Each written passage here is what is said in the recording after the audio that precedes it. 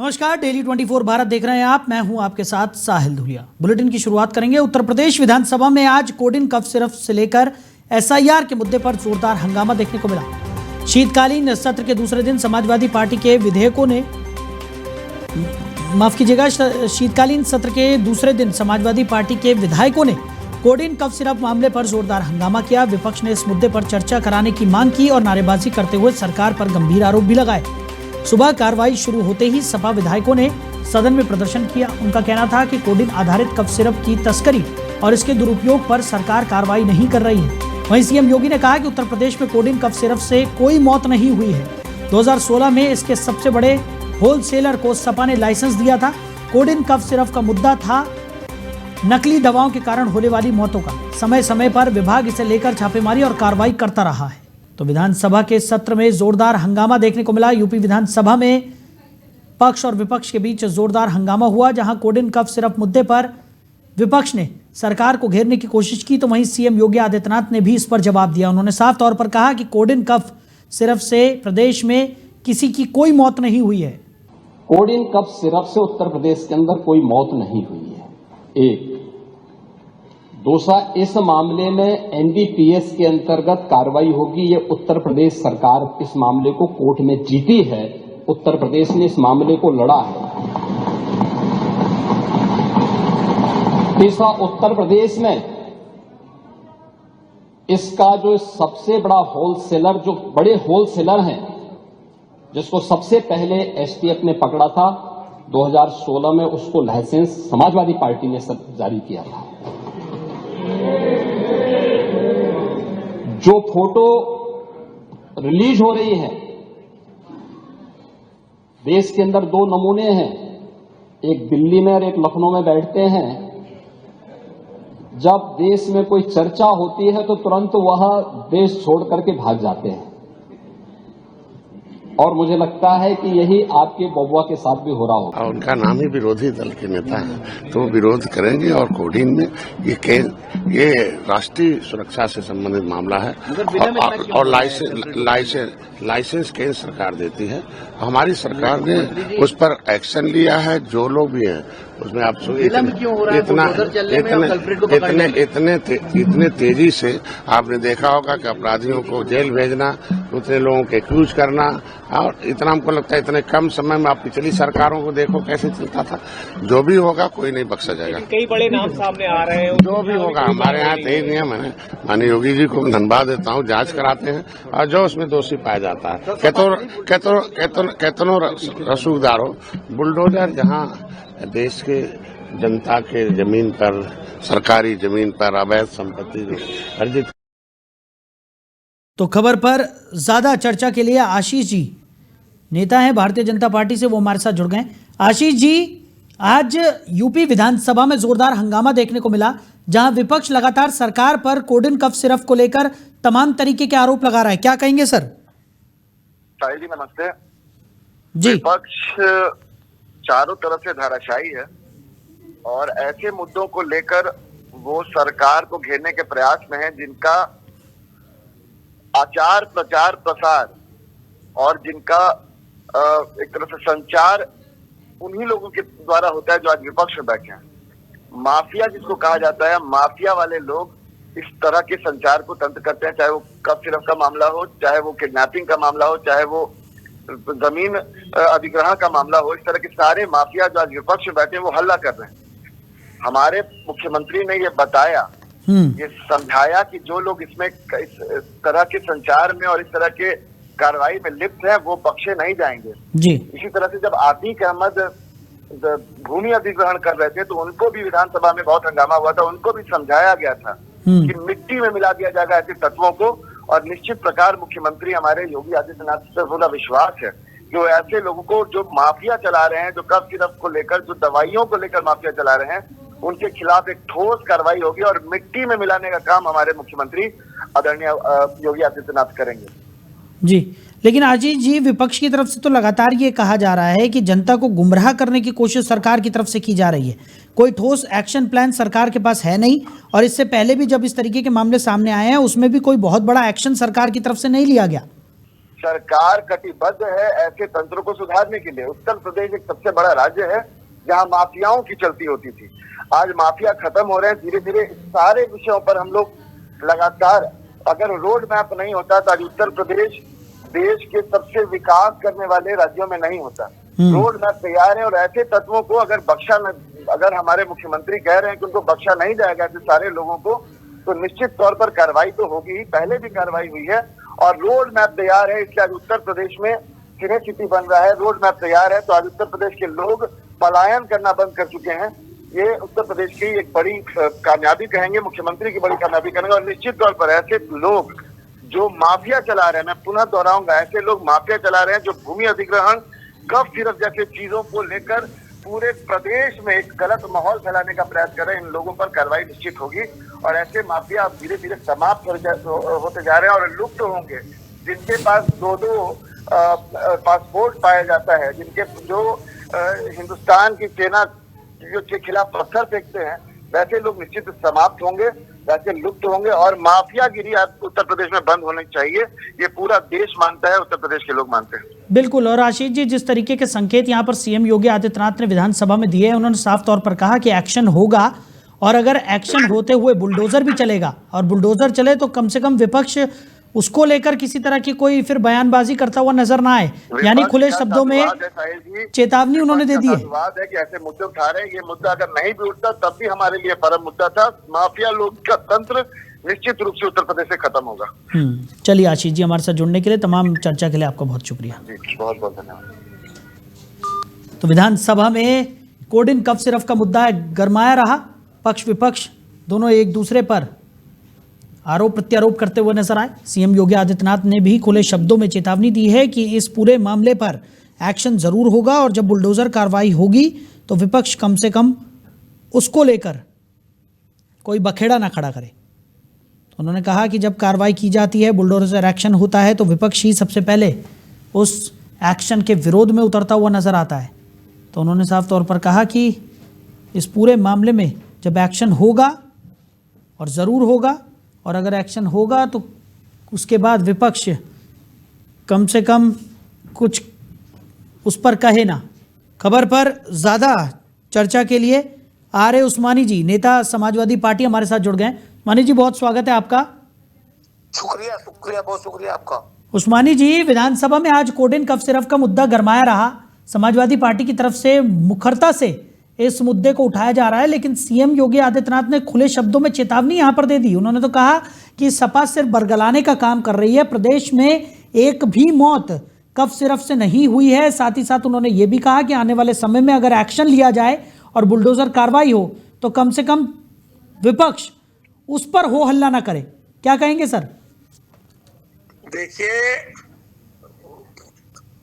एक कोड इन cough syrup जो है, इस कफ सिरप से उत्तर प्रदेश, मध्य प्रदेश, बिहार और राजस्थान में भी इससे सैकड़ों मौतें हुई हैं।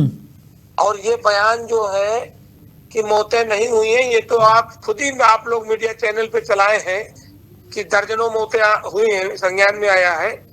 और रही बुलडोजर चलाने की बात, लोकतंत्र में सहमति बना करके काम किया जाता है। अभी आप पार्लियामेंट में देखा होगा कि मनरेगा से जो कई सौ करोड़ लोग नौकरियां पाते थे, इससे काम मिलता था और पैसे पाते थे, उसको खत्म करने का काम किया। बिना राज्यों की सहमति लिए उस पर बुलडोजर चलाने का काम किया।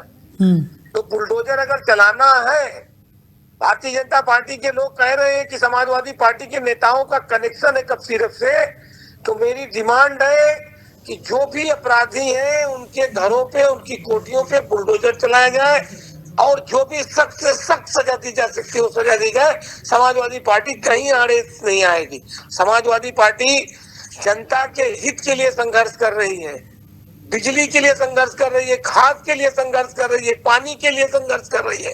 आज पूरे उत्तर प्रदेश में खाद नहीं मिल रही है, किसानों पे लाठियां बरसाई जा रही है। पूरे उत्तर प्रदेश में किसान परेशान है। हजारों करोड़ रुपया अडानी या अंबानी का लोन माफ किया गया, कर्जा माफ किया गया है। किसानों का कर्जा अगर ये माफ करते, इस देश के किसानों का इन्होंने वादा किया था कि किसानों की आमदनी दुगनी करेंगे, लेकिन किसान रोड पे आया तो व्यापारी भी रोड पे आ गया। और पूरे देश की अर्थव्यवस्था चौपट हो गई है। हम्म, आज आपका देश जो है युगाना जैसा जो पिछड़ा देश है उससे पीछे भी चला गया है।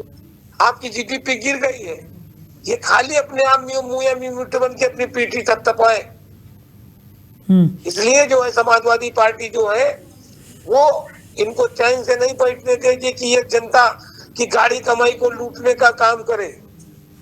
उसके लिए सड़क से लेके संसद तक, संसद से लेके विधानसभा तक संघर्ष होगा।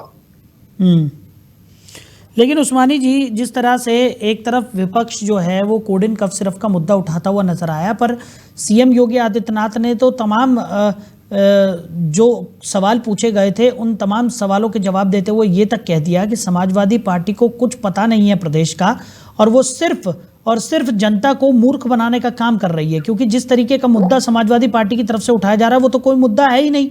उनका कहना है कि कफ सिरफ को लेकर तमाम टीमों का गठन यहाँ पर कर दिया गया है, लगातार कार्रवाई यहाँ पर हो रही है और जो भी नाम उसमें निकलकर सामने आएगा उसके खिलाफ भी त्वरित कार्रवाई यहाँ पर की जाएगी। लेकिन समाजवादी पार्टी को जो मुद्दे उठाने चाहिए उस पर तो बात हो नहीं रही है, बल्कि जबरदस्ती के मुद्दे यहाँ पर बनाने की कोशिश समाजवादी पार्टी कर रही है। देखिए, ये जो मुद्दा है ये बहुत बड़ा मुद्दा है और इसमें भारतीय जनता पार्टी के जो बड़े बड़े लीडर्स हैं उनका हाथ है।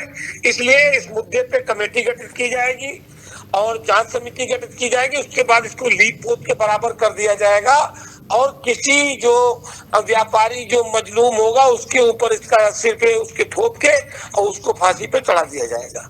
इसलिए समाजवादी पार्टी जो है वो निष्पक्ष चाहती है कि जो इसके अपराधी है वो खुल गए हैं अपराधी, उनके सब फोटो आ गए, उनके पिक आ गए हैं, उनके वीडियो आ गए हैं, उनका सब सरकार को मालूम है। क्योंकि सरकार के जो बड़े बड़े मिनिस्टर्स है वो भी इसमें इन्वॉल्व है, बड़े बड़े जो ठेकेदार है वो इन्वॉल्व है। तो समाजवादी पार्टी को नहीं मालूम है। समाजवादी पार्टी को नहीं मालूम होता तो लखनऊ से आगरा एक्सप्रेस वे नहीं बनाते, एकाना स्टेडियम नहीं बनाते, IT सिटी नहीं बनाते, बिजली के घर नहीं लगाते। इन्होंने क्या बनाया बताए ना, जो माननीय अखिलेश यादव जी ने जिन चीजों को बनाया है उन्हीं में जा करके ये मैच देखते हैं, उन्हीं का फीता काटते हैं। मेट्रो हमने चलाई, मेट्रो का फीता काटते हैं। सारा काम तो समाजवादी पार्टी ने किया है। गरीबों के हित में इन्होंने गरीबों के काम से बंद कर दिए। हमने इंटर पास बच्चों को जो कन्या लड़कियां थी उनको हम 30,000 रुपए देते थे, उससे वो आगे की पढ़ाई करती थी। जो इंटर पास करके बच्चे आगे क्लास में एडमिशन लेते थे उनको बढ़िया एक लैपटॉप देते थे जिससे वो पूरी दुनिया के पढ़ाई करते थे, पूरी दुनिया को उससे देखते थे, सबको बच्चों को देते थे। ये सारी योजनाएं इन्होंने बंद करने का काम किया। बेरोजगारों का बेरोजगारी भत्ता देने का काम बंद किया, नौकरियों का प्राइवेटाइजेशन कर दिया, हजारों लोग बेरोजगार हो गए। तो ये इनको तो कुछ करना ही नहीं इनका भाई, इनका तो एक काम है हिंदू मुसलमान, हिंदुस्तान पाकिस्तान, मंदिर मस्जिद, इसी से इनको वोट मिल जाता है। इनको क्या करने की जरूरत है, काम करने की कोई जरूरत है। चलिए उस्मानी जी, हमारे साथ आप जुड़े, आपने इस चर्चा में साथ निभाया, इसके लिए आपका बहुत शुक्रिया। तो यूपी विधानसभा में जोरदार हंगामा देखने को मिला है, जहां पक्ष विपक्ष कोड इन सिरफ के मुद्दे पर आमने सामने हो गया। जहां समाजवादी पार्टी ने बीजेपी पर कई आरोप लगाए तो सीएम योगी आदित्यनाथ ने भी उनका बखूबी जवाब दिया। उधर प्रधानमंत्री नरेंद्र मोदी ने न्यूजीलैंड के प्रधानमंत्री क्रिस्टोफर लक्सन से फोन पर बात की। दोनों नेताओं ने मिलकर ऐतिहासिक, महत्वाकांक्षी और आपसी फायदे वाले Bharat New Zealand free trade agreement के सफल समापन की घोषणा की। न्यूजीलैंड के प्रधानमंत्री क्रिस्टोफर लक्सन ने कहा कि न्यूजीलैंड भारत के मुक्त व्यापार समझौते के समापन के बाद उन्होंने प्रधानमंत्री नरेंद्र मोदी से बातचीत की है।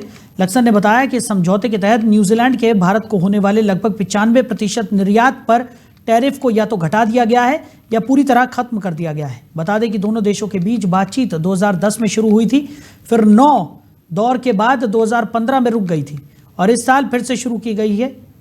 इस वर्ष 5 से 9 मई को वार्ता का पहला दौर आयोजित किया गया था। वहीं कांग्रेस संसदीय दल की अध्यक्ष सोनिया गांधी ने महात्मा गांधी राष्ट्रीय ग्रामीण रोजगार गारंटी अधिनियम को लेकर केंद्र की नरेंद्र मोदी सरकार पर तीखा हमला बोला है। उन्होंने एक अखबार में लिखे लेख में आरोप लगाया कि बिना किसी व्यापक चर्चा, परामर्श, संसदीय प्रक्रिया और केंद्र राज्य संबंधों की मर्यादा का सम्मान किए बिना मनरेगा को खत्म करने की दिशा में सुनियोजित कदम उठाए गए हैं। सोनिया गांधी ने इसे मनरेगा की मौत बताते हुए इसे देश की सामूहिक नैतिक विफलता करार दिया है। सोनिया गांधी का कहना है कि मनरेगा केवल एक सरकारी योजना नहीं थी, बल्कि ये ग्रामीण भारत के संकटग्रस्त परिवारों के लिए काम के संवैधानिक अधिकार की गारंटी थी। ये दुनिया की सबसे बड़ी सामाजिक सुरक्षा योजनाओं में से एक रही है और सबसे अधिक अध्ययन व मूल्यांकन की गई योजनाओं में भी शामिल रही है। विभिन्न अध्ययनों में ये बात सामने आई है कि मनरेगा ने समाज के सबसे कमजोर वर्गों के जीवन में परिवर्तनकारी भूमिका निभाई। लेख में सोनिया गांधी लिखती हैं कि महात्मा गांधी के नाम को हटाना तो केवल शुरुआत थी, असल में पूरी योजना की संरचना को ही नष्ट कर दिया गया है। मनरेगा की मूल भावना मांग आधारित रोजगार की गारंटी थी, जिसमें कोई भी ग्रामीण परिवार जरूरत पड़ने पर काम मांग सकता था और सरकार उसे काम देने के लिए बाध्य थी। वहीं पश्चिम बंगाल की मुख्यमंत्री ममता बनर्जी कोलकाता के नेताजी इंडोर स्टेडियम में तृणमूल कांग्रेस के बूथ लेवल एजेंट्स के साथ एक जरूरी बैठक करेंगी। तृणमूल कांग्रेस के एक सीनियर नेता के मुताबिक मुख्यमंत्री कोलकाता और आसपास के जिलों के चुने हुए बीएलओ के साथ बैठक करेंगी। कोलकाता के 11 विधानसभा क्षेत्रों के साथ साथ नॉर्थ 24 परगना, साउथ 24 परगना, हावड़ा और हुगली जिलों में चुने हुए निर्वाचन क्षेत्रों के बीएलओ को इस बैठक के लिए बुलाया गया है। इस बैठक में मुख्य चर्चा पश्चिम बंगाल की वोटर लिस्ट में एसआईआर एक्सरसाइज से पैदा हुई स्थिति पर होगी। तो एसआईआर के पहले फेज में वोटर लिस्ट का ड्राफ्ट पब्लिश होने के बाद पूरे राज्य में लगभग 58.5 लाख वोटर्स के नाम हटा दिए गए हैं। प्रतिशत के हिसाब से कोलकाता की 11 विधानसभा सीटों ने लिस्ट से सबसे ज्यादा वोटरों के नाम हटाने का रिकॉर्ड बनाया है। इस लिस्ट में मुख्यमंत्री का अपना चुनाव क्षेत्र भवानीपुर भी शामिल है। हालांकि ममता बनर्जी ने पिछले हफ्ते भवानीपुर के बीएलओ के साथ अपने कालीघाट घर पर बैठक की थी। उस समय उन्होंने इशारा किया था कि बीएलओ के साथ बड़े लेवल पर आगे भी बातचीत होगी।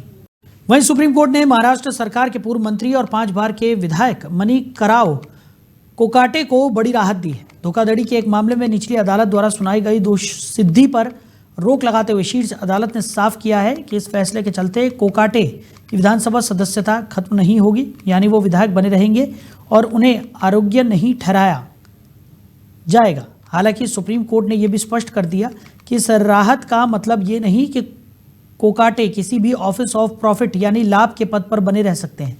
इसका सीधा अर्थ है कि वो फिलहाल मंत्री पद या किसी अन्य सरकारी लाभ के पद पर नहीं रह पाएंगे। ये सुनवाई जस्टिस संजय करोल और जस्टिस उज्जवल भुइयां की बेंच के सामने हुई। अदालत ने कहा कि प्रथम दृष्टया दोष सिद्धि में मौलिक त्रुटि नजर आती है। सुप्रीम कोर्ट ने अहम टिप्पणी करते हुए कहा कि आय की घोषणा न करना अपने आप में किसी दस्तावेज को जाली नहीं बनाता। उधर बाबरी मस्जिद की नींव रखने वाले हुमायूं कबीर ने अपनी अलग राजनीतिक पार्टी का ऐलान कर दिया है। हुमायूं कबीर ने अपनी पार्टी का नाम जनता उन्नयन पार्टी रखा है। पार्टी के चुनाव चिन्ह के लिए हुमायूं कबीर ने कहा कि मेरी पहली पसंद टेबल है, मेरी दूसरी पसंद ट्विन रोजेस हैं। हुमायूं कबीर ने बताया कि वो ज़रूरत पड़ने पर सभी 294 सीटों पर अपने उम्मीदवार उतारेंगे। हमारी पार्टी सिर्फ आम लोगों के विकास की बात करेगी। पश्चिम बंगाल में 2026 में विधानसभा चुनाव है। हुमायूं कबीर बंगाल की जनता के विकास करने की बात कह रहे हैं और उन्होंने अपनी पार्टी का नाम भी उसी के आधार पर जनता उन्नयन पार्टी रखा है। तो उन्नयन का मतलब किसी चीज़ को बेहतर या अच्छा बनाना होता है। ये एक प्रक्रिया है जिसमें किसी वस्तु, प्रणाली या स्थिति में सुधार किया जाता है ताकि वो अधिक प्रभावी, कुशल या आकर्षक हो जाए। एयर इंडिया के एक और विमान की इमरजेंसी लैंडिंग हुई है। एयर इंडिया के प्रवक्ता ने बताया कि दिल्ली से मुंबई जाने वाली फ्लाइट को टेक ऑफ के बाद एक टेक्निकल दिक्कत आने की वजह से स्टैंडर्ड ऑपरेटिंग प्रोसीजर के तहत दिल्ली एयरपोर्ट पर वापस लैंड कराया गया है। हालांकि विमान दिल्ली में सुरक्षित उतर गया और यात्री और क्रू मेंबर सुरक्षित विमान से बाहर आ गए। सुबह टेक ऑफ के तुरंत बाद विमान के एक इंजन में कुछ खराबी आई। इसके बाद ये इंजन बंद हो गया, जिसके बाद उसे वापस दिल्ली के में ही लैंड करना पड़ा। चूंकि 2 इंजन वाले विमान एक इंजन पर भी सुरक्षित रूप से लैंड कर सकते हैं, इसलिए VT ALS दिल्ली लौट आया और कोई हादसा नहीं हुआ। उधर कश्मीर घाटी में 40 दिन के चिलई कलां की शुरुआत रविवार से हो गई है। पहले ही दिन गुलमर्ग, सोनमर्ग में 1 फीट तक बर्फबारी रिकॉर्ड की गई। मौसम विभाग का कहना है कि अगले 48 घंटे बर्फबारी जारी रह सकती है। कश्मीर को जोड़ने वाले 2 रास्ते मुगल रोड और सिंथन टॉप रोड बर्फबारी के कारण बंद किए गए हैं। श्रीनगर में खराब मौसम के कारण इंटरनेशनल एयरपोर्ट से 15 फ्लाइट रद्द की गई। जम्मू कश्मीर, हिमाचल और उत्तराखंड में बर्फबारी के बाद बर्फीली हवाएं मैदानी राज्यों तक पहुंच रही हैं। इसके चलते दिल्ली, उत्तर प्रदेश, मध्य प्रदेश, बिहार, झारखंड, राजस्थान, पंजाब और हरियाणा में तापमान लगातार गिरता जा रहा है। मध्य प्रदेश के 16, यूपी के 40, राजस्थान के 10, बिहार के 24, हरियाणा के 12 और उत्तराखंड के 6 जिले कोहरे की चपेट में है। यूपी और झारखंड में सर्दी के कारण 4 लोगों की मौत हो चुकी है। हिमाचल प्रदेश के लाहौल और मनाली की चोटियों पर बर्फबारी से तापमान में 4 डिग्री तक गिरावट दर्ज की गई है। शिंकुला, जांस्कर घाटी और रोहतांग दर्रे पर बर्फ का मंजर देखने को श्रद्धालु पहुंच रहे हैं। तो ये थे 6 तस्वीरें आपकी टीवी स्क्रीन पर। मनाली, मुगल रोड, लद्दाख, श्रीनगर, किश्तवाड़ और गुलमर्ग की तस्वीरें जहां पर बर्फबारी हुई है। कई जगहों पर रास्ते भी बाधित हो गए हैं। हालांकि उन रास्तों को खोलने का प्रयास लगातार प्रशासन की तरफ से किया जा रहा है। कई जगहों पर जो पर्यटक हैं वो भी बर्फ़ का मज़ा लेने के लिए पहुंच रहे हैं। तो ये तस्वीरें हम आपको दिखा रहे हैं। वहीं दिल्ली में एयर क्वालिटी इंडेक्स के खतरनाक स्तर पर पहुंचने के बाद commission for air quality management ने सरकारी विभागों से सवाल किया कि ग्रैप 4 लागू होने के बाद भी प्रदूषण कैसे बढ़ रहा है। सभी 4 चरण लागू किए जाने के बावजूद हालातों में कोई खास सुधार नहीं दिख रहा है। आज दिल्ली में कई जगह AQI 370 से ऊपर रहा। कमीशन ने कहा कि सरकारी एजेंसियों के बीच समन्वय और जवाबदेही की कमी के चलते ग्रैप के प्रावधान जमीन पर प्रभावी तरीके से लागू नहीं हो पा रहे हैं। केंद्र सरकार, MCD, DDA और दिल्ली पुलिस जैसे निकायों की भूमिका पर भी सवाल उठ रहे हैं। दिल्ली NCR में वायु प्रदूषण का स्तर गंभीर श्रेणी में पहुंचने के बाद गुरुग्राम में ग्रेडेड रिस्पॉन्स एक्शन प्लान का 4था चरण लागू कर दिया गया है।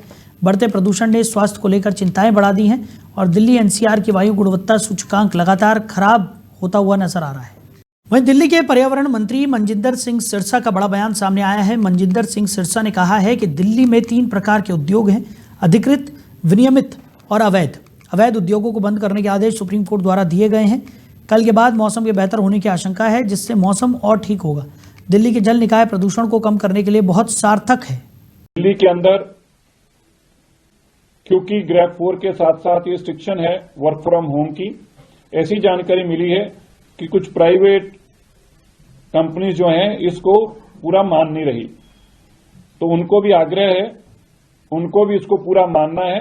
और अगर ऐसी कोई प्राइवेट कंपनी की बाय नेम हमारे तक शिकायत पहुंचेगी तो उनके ऊपर भी कार्रवाई की जाएगी। आज सभी MCD के डिप्टी कमिश्नर्स DPCC के साथ जो अनऑथराइज्ड इंडस्ट्री है उसका भी सीलिंग का प्रोसेस MCD की तरफ से शुरू किया गया है। 3 तरह की दिल्ली में इंडस्ट्री है, एक ऑथराइज्ड इंडस्ट्री है, एक रेगुलाइज्ड इंडस्ट्री है और तीसरी इलीगल है। जो इलीगल इंडस्ट्री है इसको 100% किसी भी कैटेगरी में हो, पोल्यूटिंग हो या नॉन पोल्यूटिंग हो, ये माननीय सुप्रीम कोर्ट का आदेश है कि इनको तुरंत बंद किया जाए। इसलिए MCD इनके ऊपर भी कार्रवाई कर रही है। पोल्यूटिंग इंडस्ट्री के ऊपर सख्त तौर के ऊपर आज से एक्सटेंसिव, जैसे मैंने बताया, ड्राइव के चलते इन सब। उधर केंद्रीय सड़क परिवहन और राजमार्ग मंत्रालय फास्टैग को मल्टीपर्पज बनाने की तैयारी में है। इसके तहत अब पार्किंग से लेकर पेट्रोल तक का पेमेंट फास्टैग से कर सकेंगे। इसके लिए 6 महीने से जारी ट्रायल सफल रहा है। इसका उद्देश्य है कि फास्टैग का उपयोग सिर्फ टोल भुगतान तक सीमित न रहे, बल्कि यात्रा के दौरान सड़क से इतर मिलने वाली सुविधाओं के भुगतान में भी हो। तो अधिकारियों ने कहा है कि इससे डिजिटल फ्रॉड की आशंका कम होगी। यूजर फास्टैग को वॉलेट की तरह इस्तेमाल कर सकेंगे, जिससे धोखाधड़ी की स्थिति में नुकसान कम हो। फास्टैग को मल्टीपर्पज बनाने के लिए पेमेंट सर्विस प्रोवाइडर्स, फिटनेस कंपनियां, टोल ऑपरेटर्स और बैंक की बैठक हो चुकी है। तो फिलहाल इस बुलेटिन में मेरे साथ इतना ही। आप बने रहिए। नमस्कार।